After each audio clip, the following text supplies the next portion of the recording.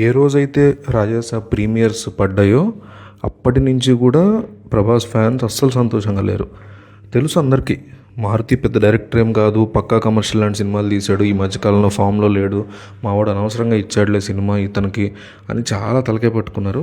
But still first trailer కూడా మారుతి లెవెల్లోనే ఉంది. కానీ సెకండ్ ట్రైలర్ కట్ చేస్తున్న విధానం కానీ, అందులో రాజాసాబ్ సీనియర్ రాజాసాబ్ కనపడడం కానీ, ఏదో ఒక కథ చెప్పే ప్రయత్నం చేస్తున్నాడు, అనుకున్నంత చండాలంగా ఉండదేమోలే అనే ఫీలింగ్ ఏదైతే ఉందో సినిమా మీద కొంచెమైనా ఫ్యాన్స్ వరకు హైప్ క్రియేట్ చేసింది, కొంతవరకు క్రియేట్ చేసింది అది కూడా.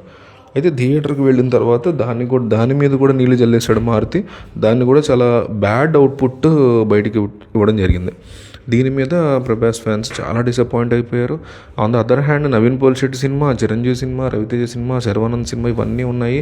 ఇంకా ఎట్లా ఉంటుందంటే, ఎప్పుడైతే మనకి సంక్రాంతి సీజన్లో లేదా దసరా సీజన్లో సమ్మర్ సీజన్లో ఫస్ట్ సినిమా ఏది వచ్చిందో అది కనుక మంచి టాక్ వస్తే దానికోసం తర్వాత వచ్చే సినిమాలు థియేటర్లు ఇవ్వడానికి ఆలోచిస్తారు. ఎందుకంటే ఆల్రెడీ ఆడుతుంది కదా ఈ సినిమా, చాలా హిట్ అయింది కదా, ఇంక రిస్క్ ఎందుకు తీసుకోవాలి అనుకోండి డిస్ట్రిబ్యూటర్లు ఎగ్జిబ్యూటర్లు ఆ థియేటర్స్ని వేరే వాళ్ళకి వేరే సినిమాలకి ఇవ్వడానికి ఆలోచిస్తారు. దీనికి ఎంతమంది ఎగబడి వస్తుంటే అవతల సినిమా పోయిందనుకో తీసుకుని ఎందుకులే నేనని ఊరుకుంటారు. అట్లా కాకుండా వచ్చిన ఫస్ట్ సినిమా అయిపోతే ఏమవుతుందంటే, ఎందుకులే ఎట్లాగ పోయిందిగా తీసేసి ఇంకో రిస్క్ తీద్దాం వేరే సినిమాతో అనుకుంటారు. కానీ పోయిన సినిమా కోసం ఎవరు రారు కాబట్టి ఆలోచిస్తారు. ఎనీవే ప్రభాస్ ఫ్యాక్టర్ కోసం చాలామంది వచ్చే ఆడియన్స్ ఉంటారు. పోస్ట్ బాహుబలి ప్రభాస్ యొక్క లెవెల్ పాన్ ఇండియా లెవెల్తో పాటు తెలుగు రాష్ట్రాల్లో కూడా బీభత్సంగా పెరిగిపోయింది కాబట్టి అట్లాంటి కథ నడుస్తుంది. అయితే ఇంకొకటి ఏంటంటే, మనోళ్ళు అంటుంది సంక్రాంతికి వచ్చే సినిమాల్లో ఫస్ట్ వచ్చిన సినిమాలన్నీ పోతున్నాయి అనే ఒక సెంటిమెంట్ పట్టుకుంది. గేమ్ చేంజర్ కానీ, గుంటూరు కారం కానీ, అజ్ఞాతవాసి టైంలో ఆ సినిమా కానీ, మొన్న డాకు మహారాజ్ కూడా ఫస్ట్ అదే వచ్చినట్టుంది, అది కూడా పెద్దగా ఆడలా మిగతా సినిమాలతో పోల్చుకుంటే లాస్ట్ ఇయర్.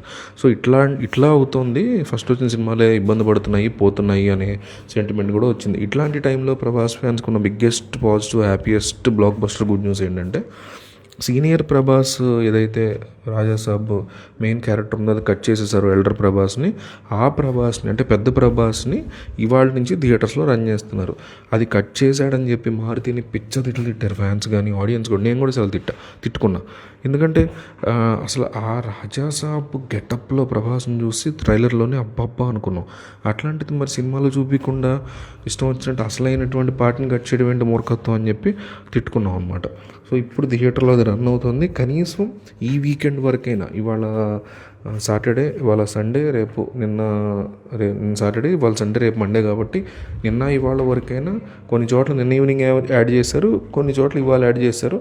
నెక్స్ట్ వీకెండ్ దాకైనా ఆ గెటప్ కోసమైనా దానికోసం మళ్ళీ ఒక ప్రోమో కూడా కట్ చేశారు. సో ఆ గెటప్లో ప్రభాస్ని చూడటం కోసమైనా జనం మళ్ళీ థియేటర్కి వెళ్తారు అనే ఒక బిగ్గెస్ట్ గుడ్ న్యూస్ ప్రభాస్ ఫ్యాన్కి అందుతుంది ప్రస్తుతానికి.